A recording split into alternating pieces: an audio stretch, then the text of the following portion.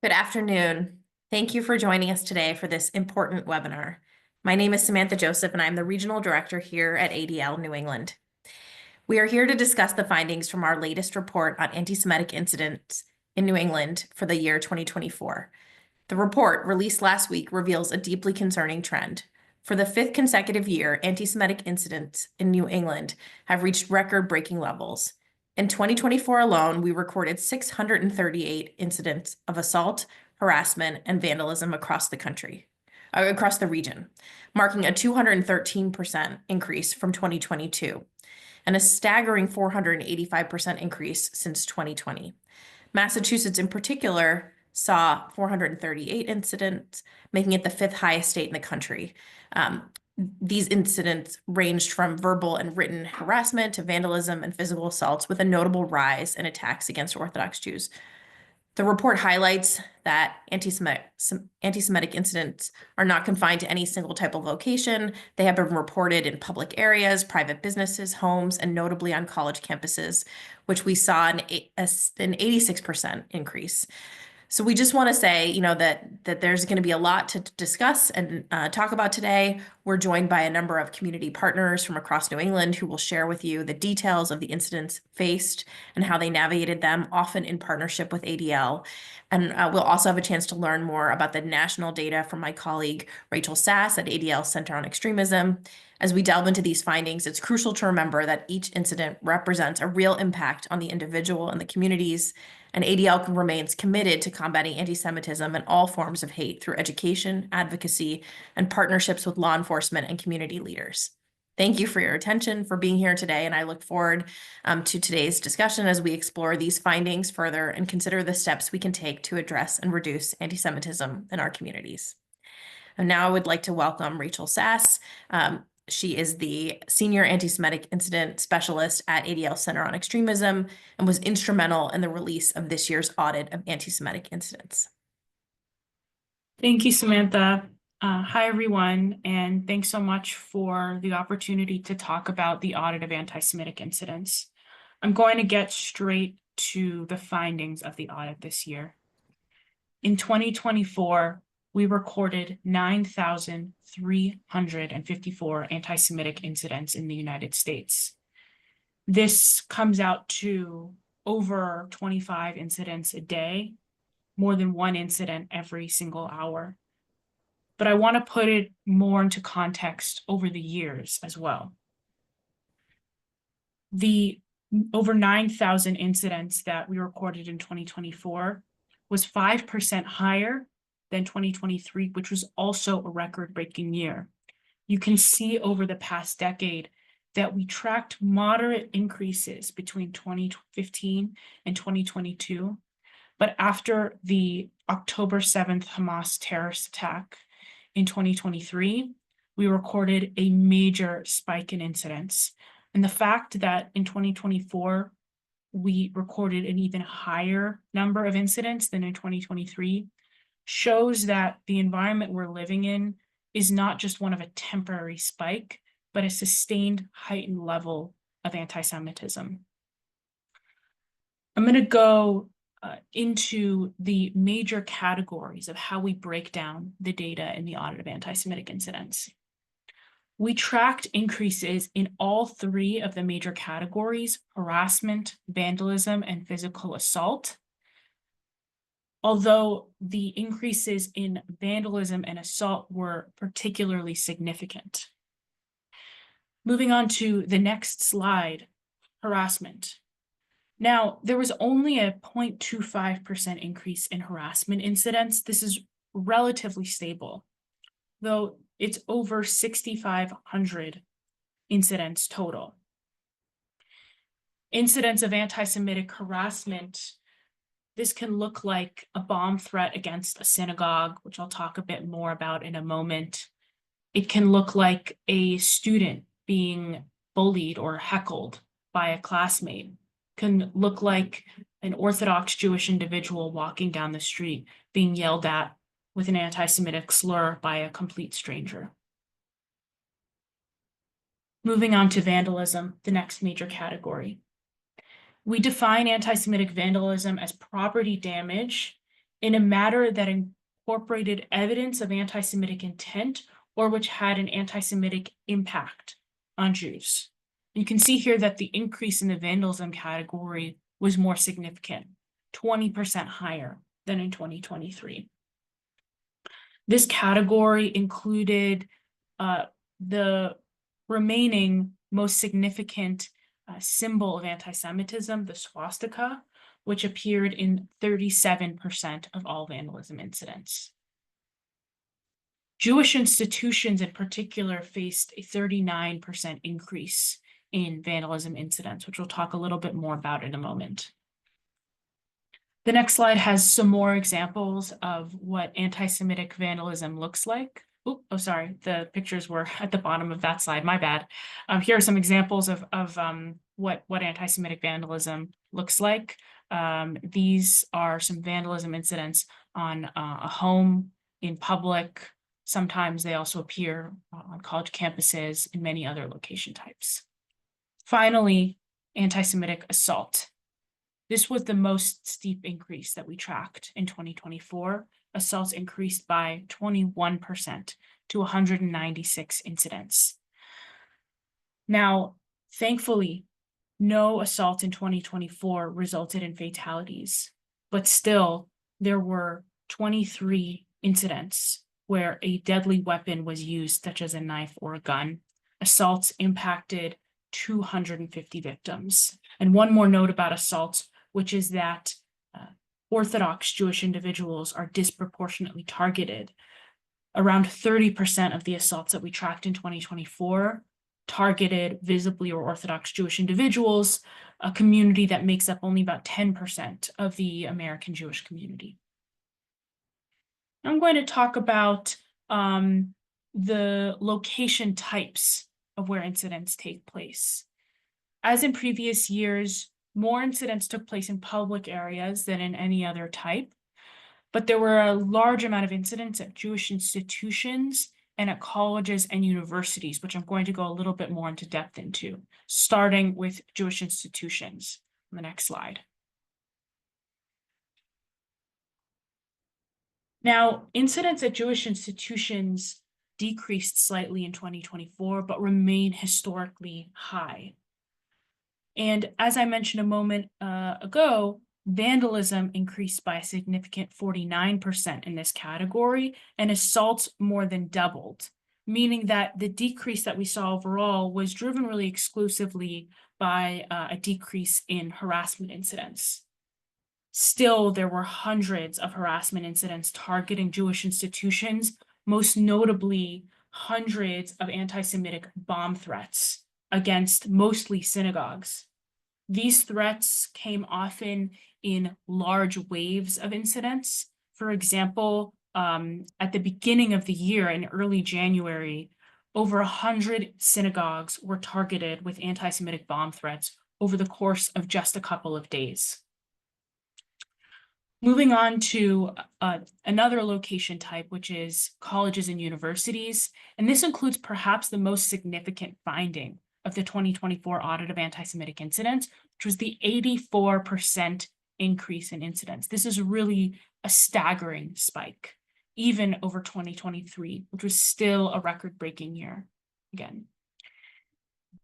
The crisis of anti-Semitism on college campuses culminated in, or was most prominent, in the spring, coinciding with the anti-Semitic encampment movement.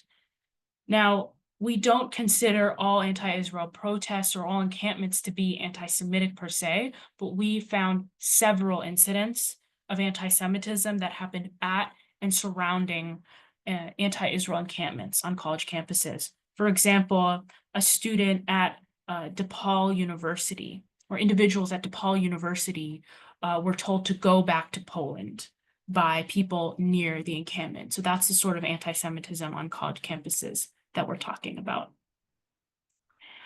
Moving on to just a couple of thematic trends that we tracked in 2024. Starting with something that we were just talking about, which is the theme of Israel in anti-Semitic incidents. I just want to reiterate that we're not talking about anti-Israel incidents alone here. We're not talking about criticism of Israel on its own. We're talking about situations where criticism of Israel or just rhetoric about Israel in general crosses the line into anti-Semitism. Now, this often happened at or around anti-Israel protests. In 2024, there were over 2,500 anti-Israel protests that we tracked, where there was related anti-Semitic rhetoric in the form of chants, speeches, or signs. This was out of, by the way, over 5,000 anti-Israel rallies that our team at ADL examined. So we don't count every single anti-Israel rally. We're really looking for anti-Semitic activity that happens at anti-Israel rallies or in any setting. This is the first time in the history of the audit where the majority of all anti-Semitic incidents had elements related to Israel, in this case, 58%. Moving on to a second trend. First, there are some examples here of what we're talking about when we say anti-Semitic incidents with anti-Israel elements, calls to kill all Zionists, for example. Finally, white supremacist activity, something which we have tracked in what anti-Semitic incidents for a long time. Now, white supremacist propaganda specifically decreased in 2024 by 17%, but still remained historically high. There were 962 incidents of anti-Semitic propaganda distribution coming from white supremacist groups. 3 groups really dominated the scene: Patriot Front, Goyim Defense League, and White Lives Matter were responsible for 94% of this activity. Just one more data point that highlights how this theme of Israel has permeated a wide range of anti-Semitic incidents. 75% of white supremacist propaganda included anti-Israel or anti-Zionist messaging.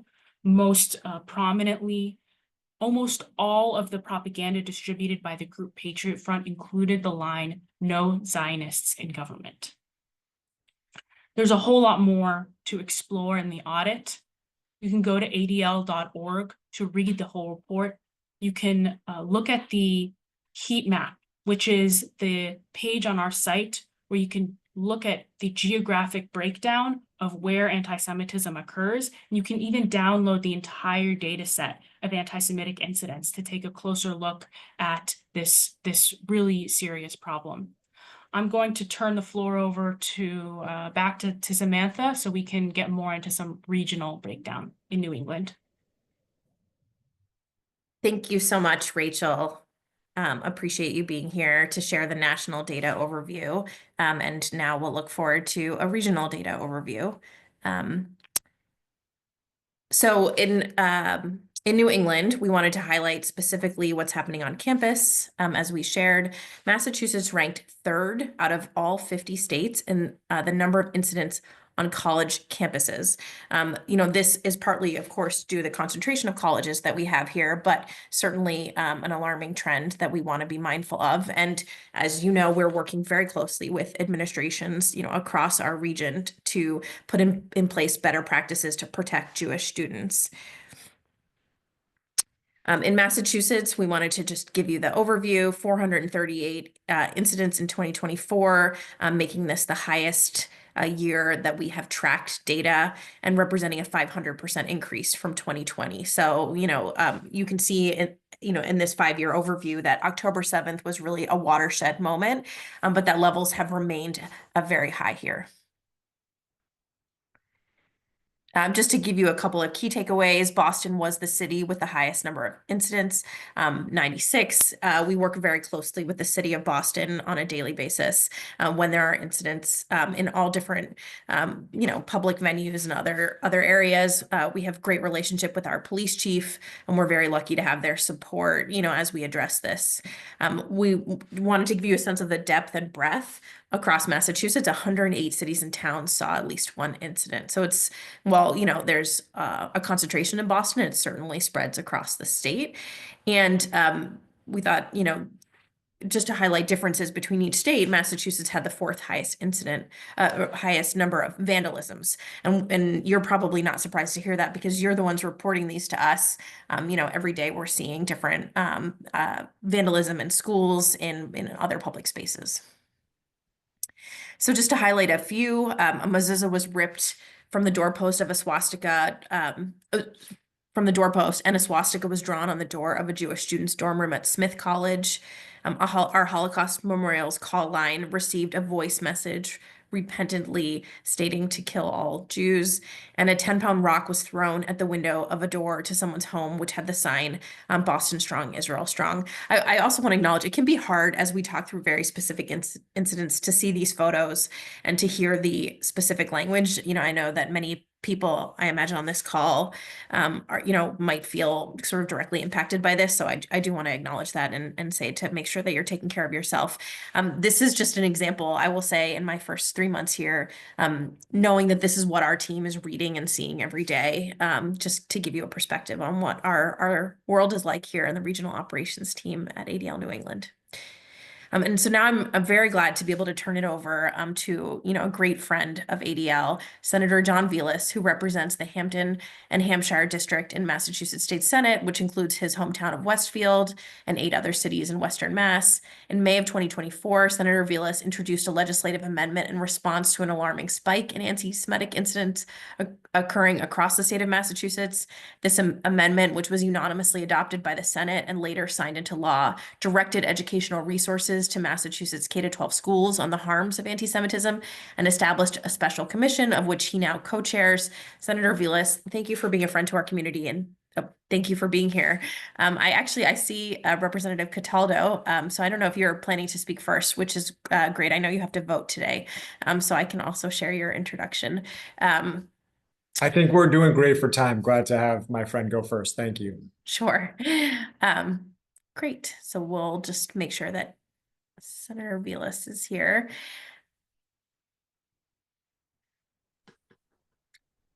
Hello. Hi. Thank you for joining us. Sorry for the confusion with the camera. No confusion whatsoever. It's been one. Appreciate you having me.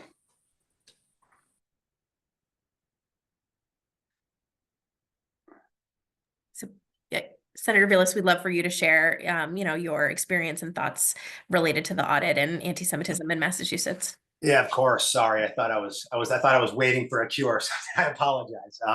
No, first and foremost, thanks so much for the invite, and just a big thank you to the ADL. The numbers, I have to tell you, as I was looking at those numbers, going through them, it's just staggering, absolutely reprehensible, shocking the conscience. And what it tells me, I think, more than anything, is that this commission is the work is needed. I mean, we are doing a noble thing. This is a noble cause. And I just think it's really, really important work. But I can't stress enough the role, the collaboration from the ADL throughout this entire process, these numbers, the relationship, obviously Peggy being a member, and then just the overarching help.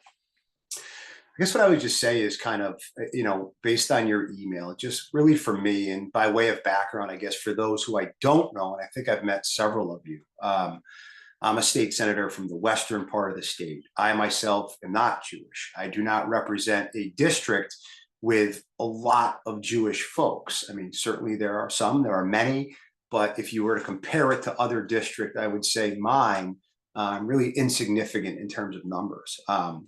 And why I bring that up is because soon after 10/7, I was just inundated by just folks throughout the community. I mean, of course, I've got my emails, I've got my phone calls, but, you know, it was the Planet Fitness conversations, it was the YMCA, it was the grocery store where people would grab me and they would just, you know, say to me, you know, what are you doing? What do you think about this? What are you doing about this uptick in anti-Semitism in this Commonwealth?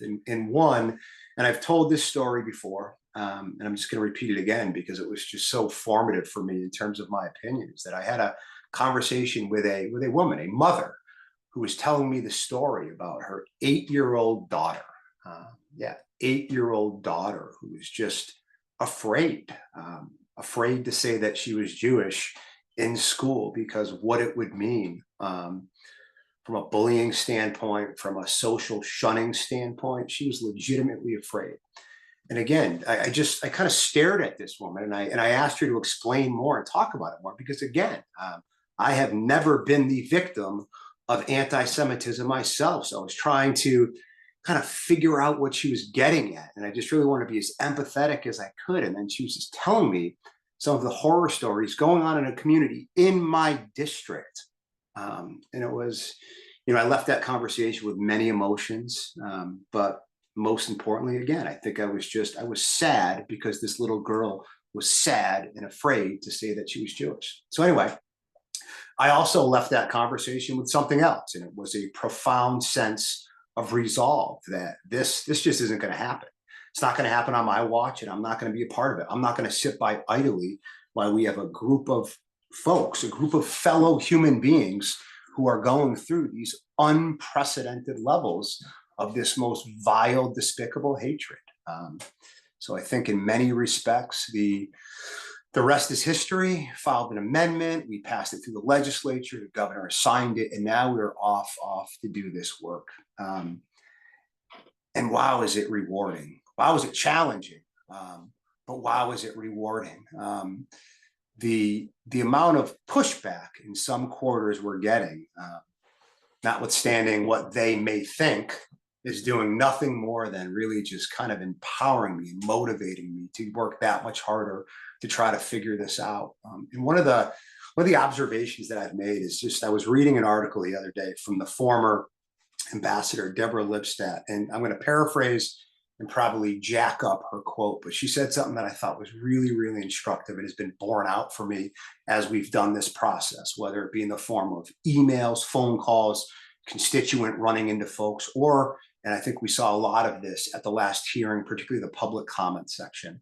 And again, I'm paraphrasing her comment, but she said, many people whose intentions may be noble, they may be just, and they may be pure, who want to combat anti-Semitism, they only see anti-Semitism when it's on the other side of the political street, right? So if you're the right, you only see it on the left. And if you're on the left, you only see it on the right.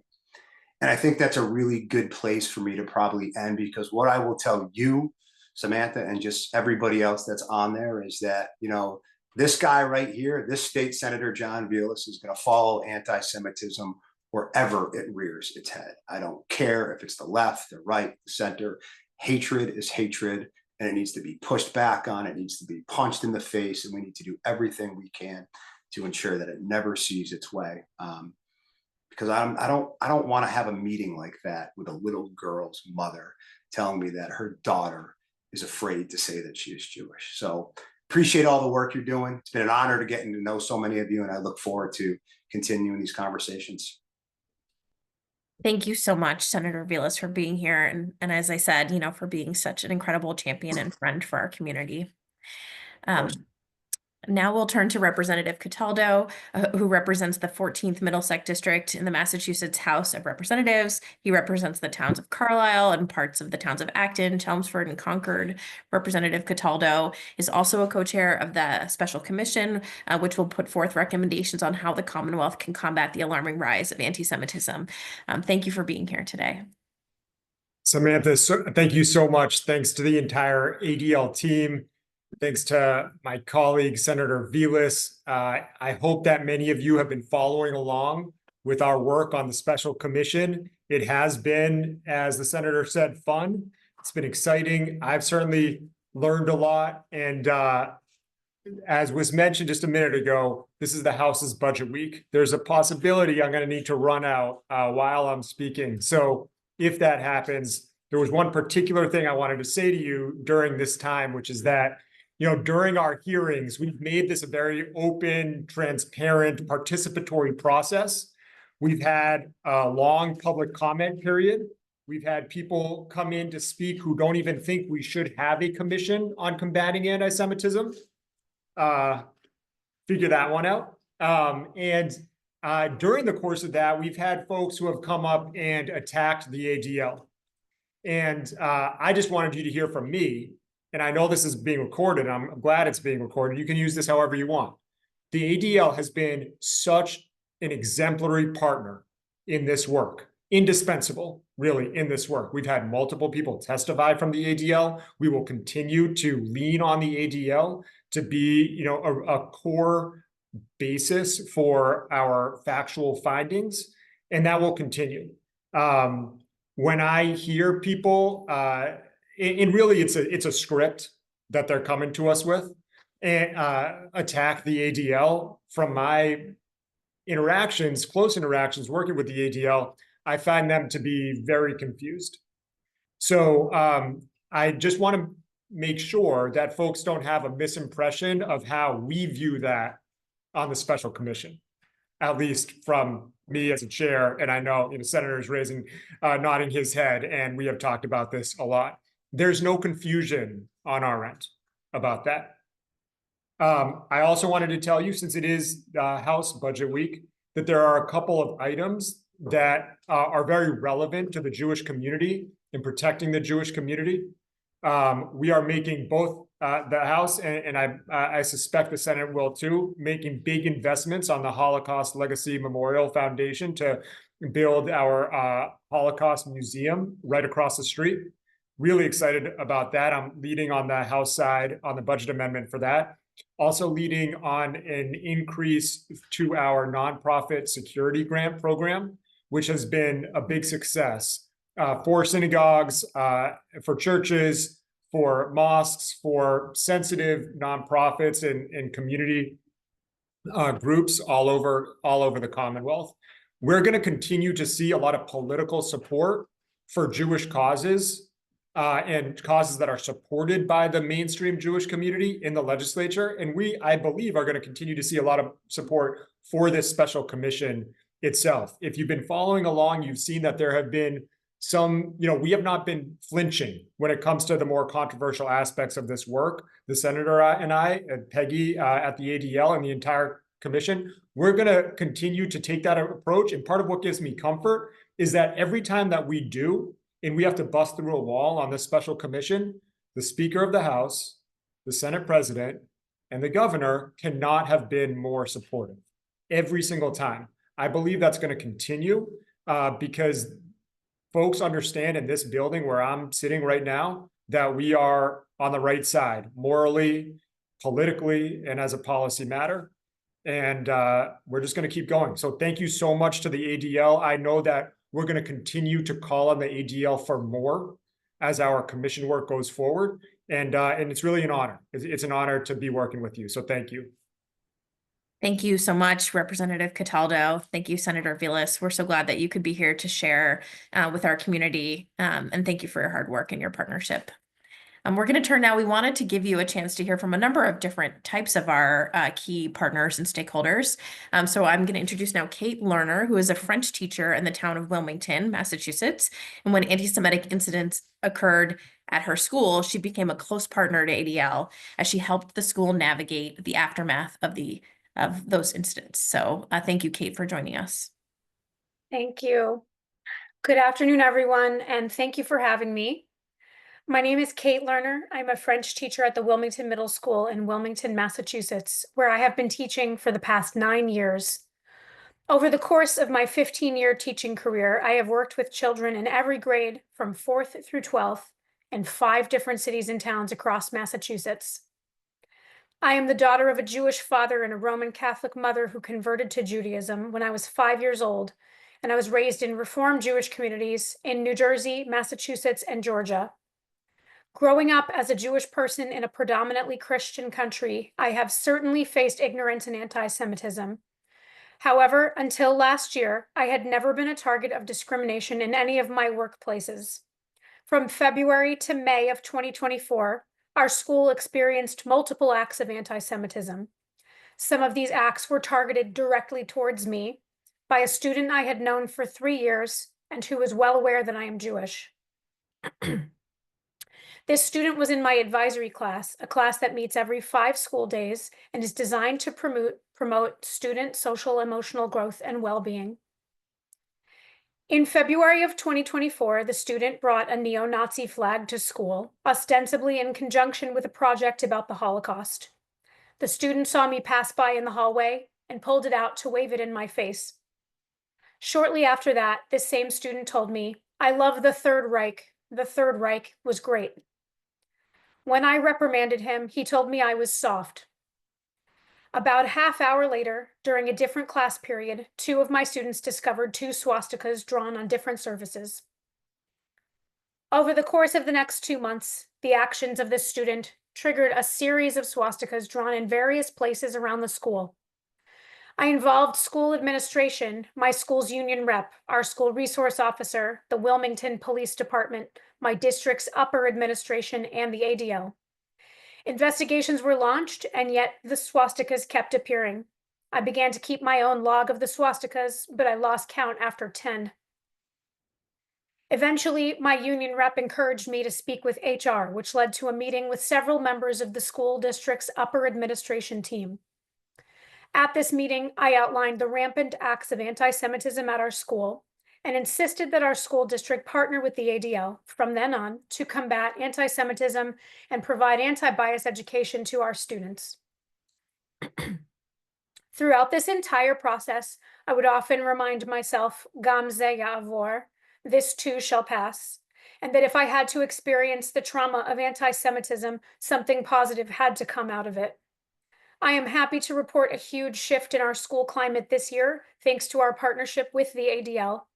I am one of 5 faculty advisors for the first ever Wilmington Middle School No Place for Hate Committee, along with 12 hardworking students. On top of that, the ADL's anti-bias education resources have been implemented into our advisory curriculum. This year, there have been 2 incidents involving students drawing swastikas. Both incidents resulted in immediate suspensions, further education on anti-Semitism, and prompt communication condemning these actions to the entire school community. Even though I still sometimes see swastikas and errant pencil scribbles I come across on the desks in my classroom, I know that our school is now committed to becoming a safe, inclusive environment for all. I am proud to set this example not only for my students, but for my own daughter as well. Thank you for the opportunity to share my story and for all of the incredibly important work you are doing to fight anti-Semitism. Thank you so much, Kate, for taking time to be here and to share your story and, for your hard work on the front lines in our schools. I'm sorry that you experienced these, these really difficult times, but I'm glad that we've been able to partner together and to make a difference in your school. Thank you. Thank you so much.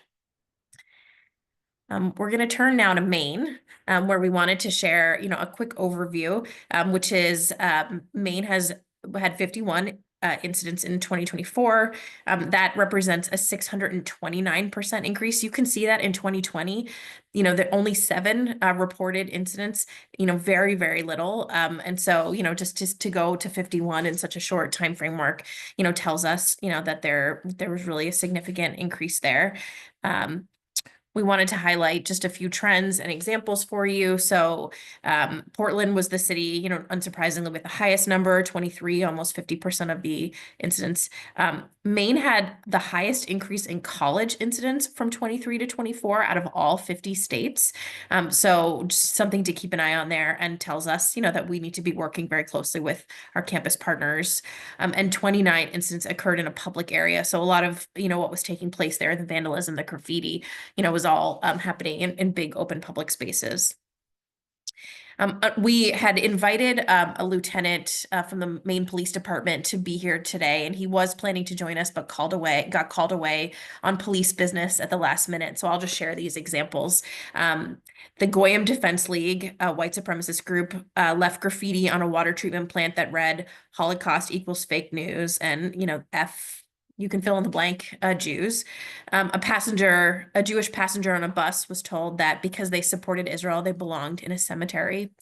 And a swastika and the words "gas Jews" were painted at a public intersection. This is just a snapshot. It's important to tell stories and to really see photos and to understand, what does an incident mean in the communities of Maine. These, especially the vandalism in these public spaces, are designed to intimidate and cause fear in the Jewish community and make people feel scared and unwelcome. And so, this is the kind of stuff they're seeing, and we're really glad to be partnering with the community in Maine and law enforcement very closely to make sure that we're doing what we can to address this.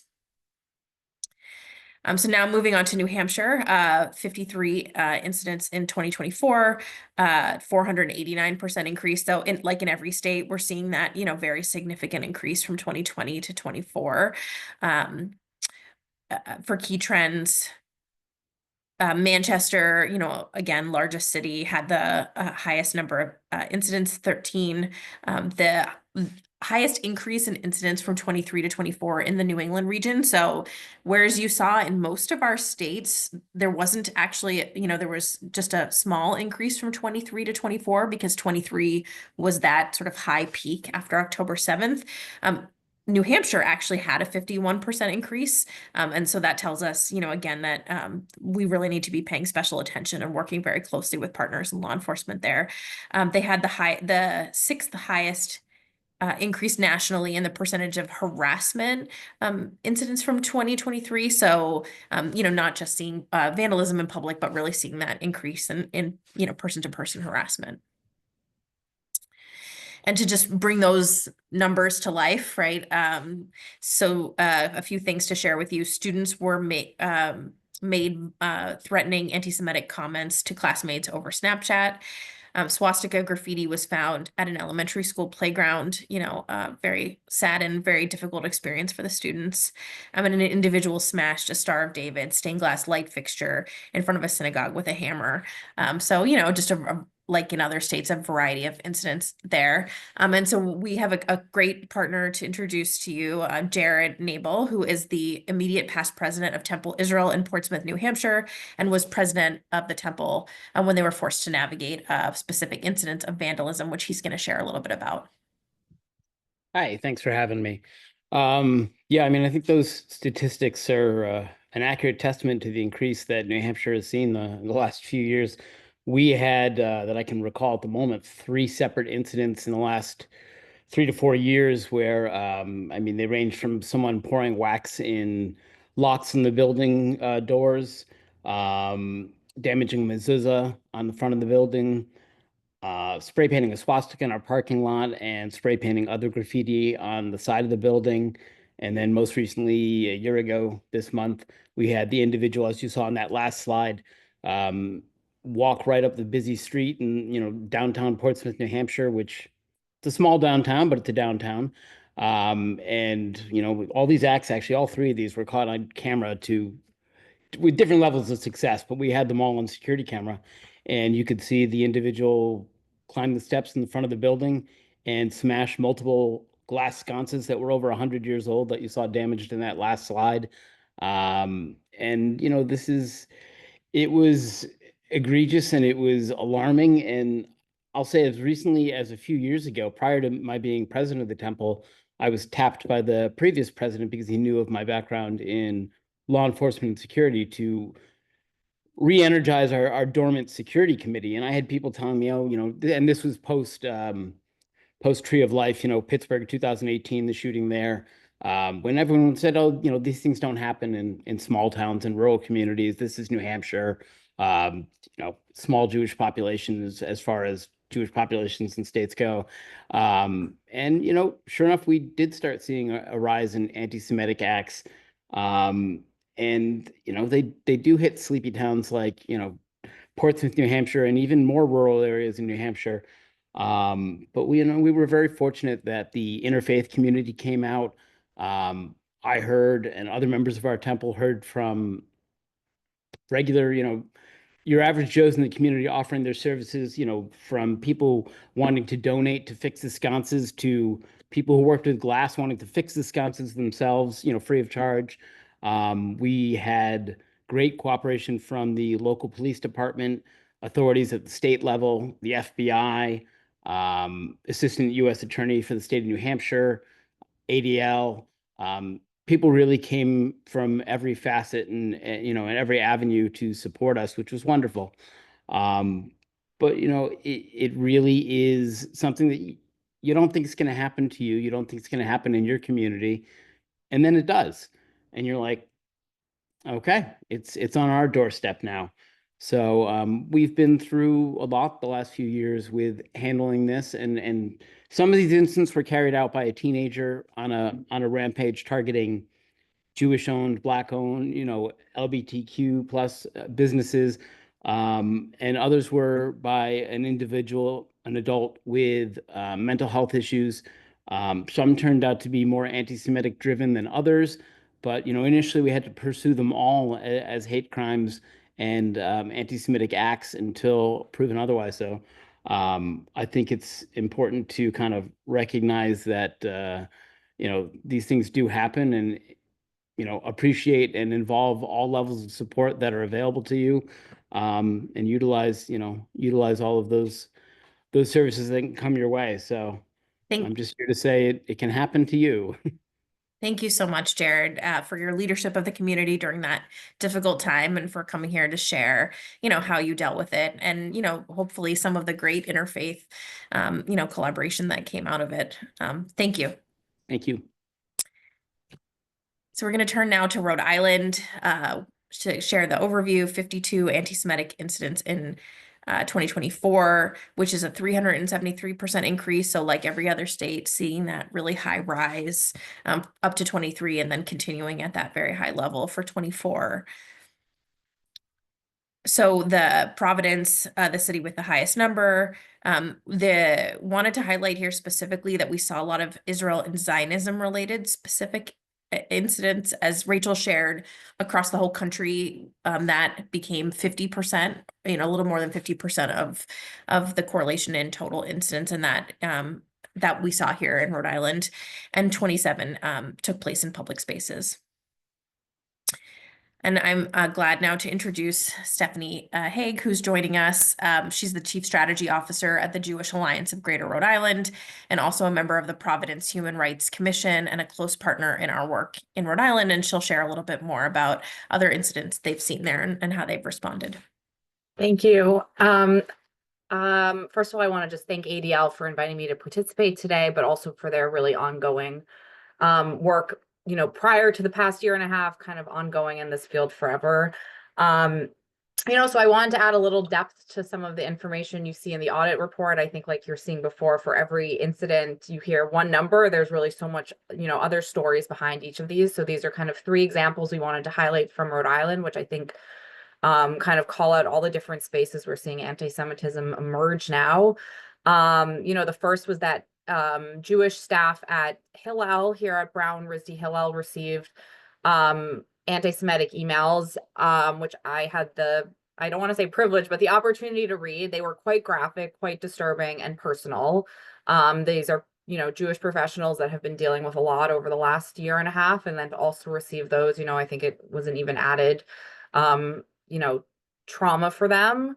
The second is, one of the other speakers highlighted what has been happening at synagogues, and that has been no exception here in Rhode Island. So one example is that a local Reform synagogue, which isn't even one of the most, in a smaller city outside of Providence, was listening to their voicemails, and they heard a recording that someone had left on their voicemail of Hitler. And at the end, it was very muffled, but anti-Semitic slurs. One of the staff from ADL spoke about, the ongoing tracking of white supremacist activity in Rhode Island. We've had really significant activity from a number of these groups, particularly NSC 131, Patriot Front, and Proud Boys. These groups work in a lot of different ways, but often they do kind of public displays over 95. They do leafleting. Here are 2 examples of activity from most likely those groups. One is definitely from Patriot Front. And the way some of these work is basically in communities. People wake up one morning and there are these, leaflets all over a neighborhood or in a park. And it's typically very hard to kind of find out where they originated. And I think, this just shows that we're seeing anti-Semitism in school spaces, workplaces, public places, and that there's really no escaping that. We're obviously very grateful to law enforcement, the ADL, and our national partners for helping us to address this. But, even more so, I just, from the perspective of the Jewish Alliance, we kind of function as a federation, JCRC, JCC, and one organization.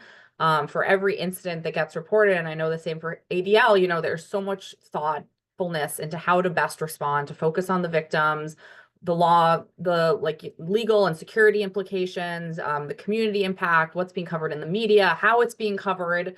And, you know, this is really just leading to, you know, ongoing and kind of compounded stress and trauma on the Jewish community. So even if you hear about one incident that maybe doesn't sound so significant, when it really plays on top of one thing after the other, it just, you know, really gets more challenging. But I do want to just share, you know, two positive things kind of in light of this is that in Rhode Island, we have something called the Rhode Island Commission on Prejudice and Bias, which is a statewide commission. It brings together law enforcement, staff from the Attorney General's office, and impacted communities to, you know, increase hate crime understanding, discussion amongst impacted groups, and also bridging those conversations between those communities and law enforcement. And the second is with that group, we received the Jewish Alliance along with the Center for Southeast Asians Youth Pride and the Nonviolence Institute were lucky enough to receive a Department of Justice grant, which is essentially focused on educating our community and other communities that are directly impacted by increasing hate crimes to actually, you know, educate our communities about why reporting is so important, which I think leads to just the important work of the ADL is that there are so many bias and, you know, hate crime incidents that don't even get reported. So, you know, a big focus of ours is just making sure folks in the community know that they can report to law enforcement, they can report to us, they can report to ADL. I don't really care who they report it to, but we just want to make sure people are out there. So thank you for giving me the opportunity to share a bit. And thank you to the ADL for all your work in this area. Thank you so much. And thank you for the great partnership in Rhode Island. Next, we'll just talk about Vermont, our last state that we're covering today. 44 incidents in 2024, representing a 450% increase. You know, as we've shown, you know, a very similar trend with other states.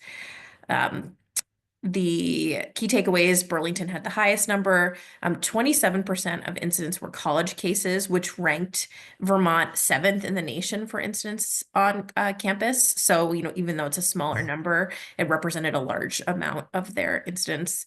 And 34 out of the 44 were harassment, you know, so unlike other states where vandalism remains the primary a type of anti-Semitism we're seeing, they had very high rates of harassment in Vermont.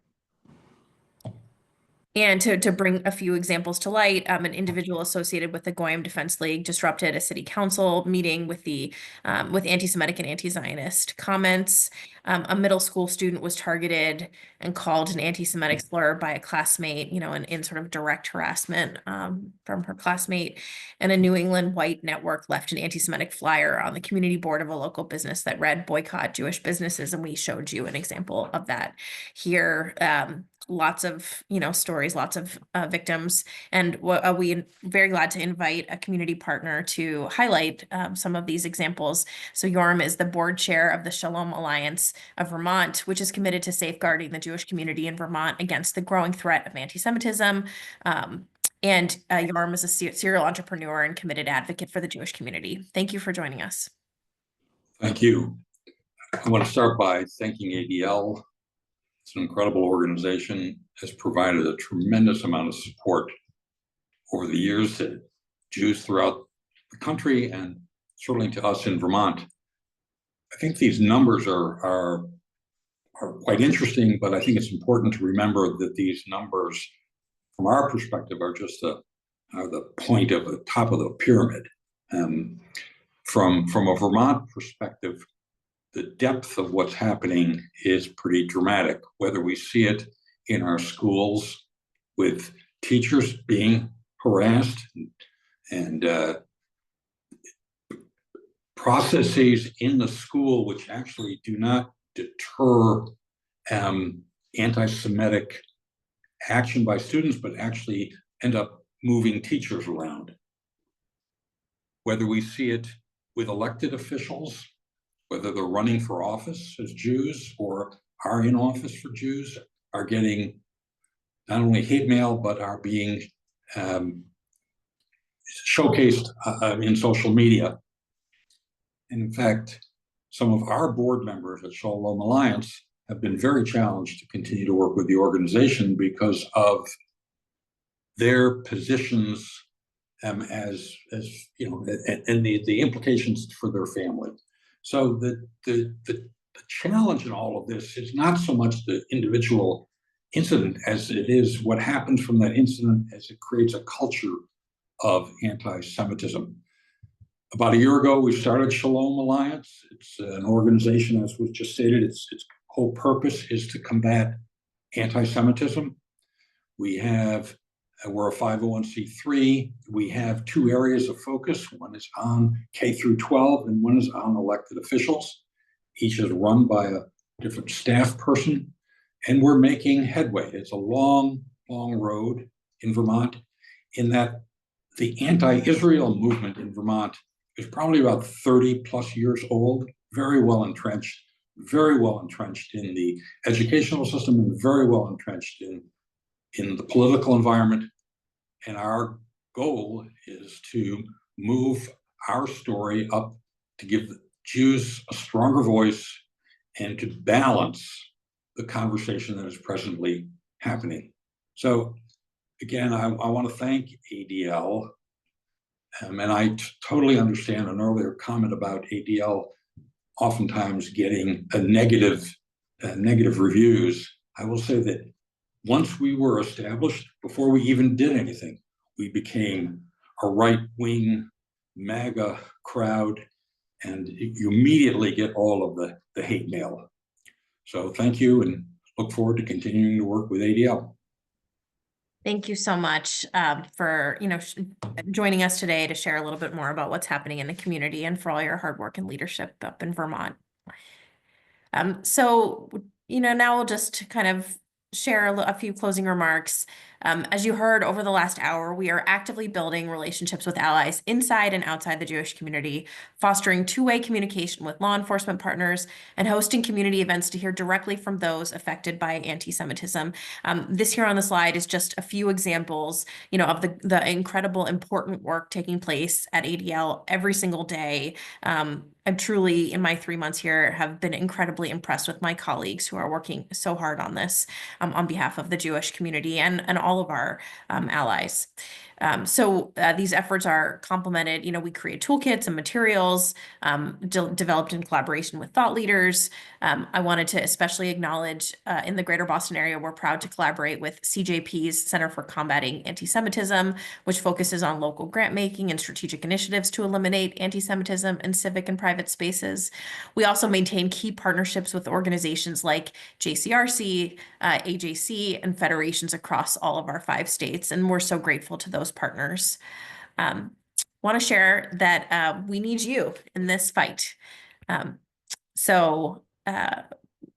The data that we reviewed today is alarming, but it also provides a powerful call to action for all of us, because nobody can do this work alone. So we're going to just share a few very specific things that we are going to ask you to do. So you literally today can take out your phone. You can take one action that will make a difference. So if you scan this QR code, then this will specifically tell your governor to act decisively. So your governor holds the key to creating meaningful change by uniting schools, businesses, and law enforcement against hatred. And I'm going to urge you to take an action today, to contact them, to ask them to take a stand in fighting anti-Semitism in your state. So we'll just give one more second with the QR code. Okay, and we will also share all of these calls to actions in an email. So if you didn't have a chance to do it, we'll make sure we share after the fact. Here's another QR code that has a webpage of all of our regional resources. We have resources for parents, teachers, administrators, law enforcement, and want to make sure that it's easy and accessible for all of you. Again, we will follow up with an email with all of this, but wanted to, if you were curious to learn more today, you could just scan this QR code. And finally, and really the most important call to action that I can make is to ask you to continue to report incidents, even if they don't seem very big, right? Even if you're not sure, the timing of when they happened or who all the key stakeholders are, just letting us know that you've heard something or that the community has experienced something is really, really important.